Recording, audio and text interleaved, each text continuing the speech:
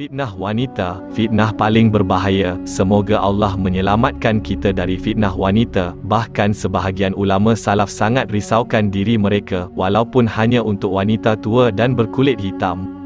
Pada suatu hari, seorang tabi'in bernama Sulaiman bin Yasar rahimahullah keluar dari Madinah untuk bermusafir bersama sahabatnya. Apabila mereka tiba di kota Abwa'a, kawannya berdiri berjalan ke arah pasar untuk membekalkan makanan untuk mereka, dan Sulaiman duduk menunggu di dalam khemah.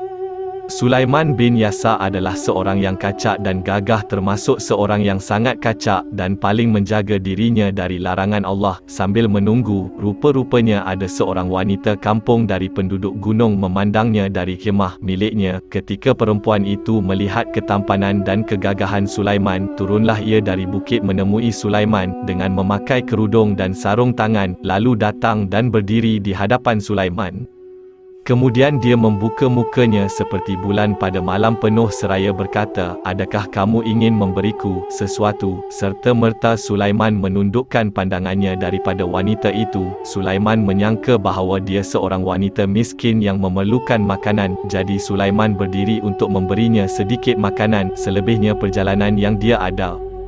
Wanita itu berkata, "Saya tidak mahu makanan ini, tetapi apa yang saya mahu ialah apa yang lelaki lakukan kepada isterinya." Kemudian tiba-tiba wajah Sulaiman berubah dan menjadi muram dan dia menjerit sambil berkata, "Syaitanlah yang telah mengutus kamu kepadaku." Sulaiman menutup mukanya dengan telapak tangannya, membenamkan kepalanya di antara lututnya. Sulaiman larut dalam jeritan dan tangisan. Melihat perkara itu, wanita itu bergerak menutup mukanya semula dan berpatah balik ke emahnya.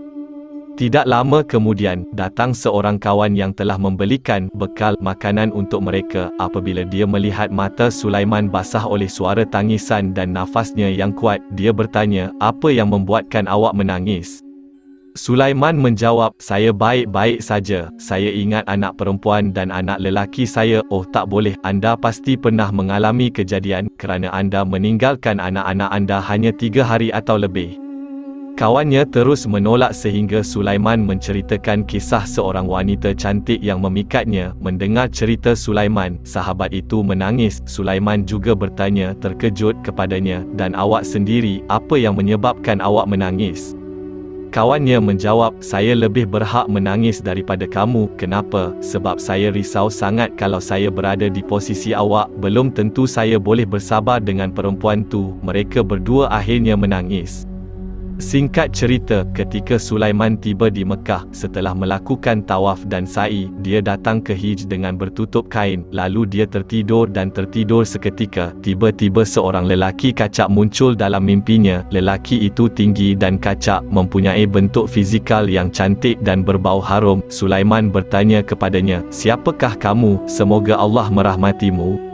Lelaki itu menjawab, "Saya Yusuf bin Yakub." Sulaiman berkata, "Wahai engkau Nabi Yusuf yang jujur, sungguh menakjubkan kisah engkau dan wanita di kerajaan itu." Yusuf alaihi salam berkata, "Malah kisahmu dengan wanita Abwa'a lebih menakjubkan." Hilyah al-Auliya Abu Nuaim rahimahullah 2/191.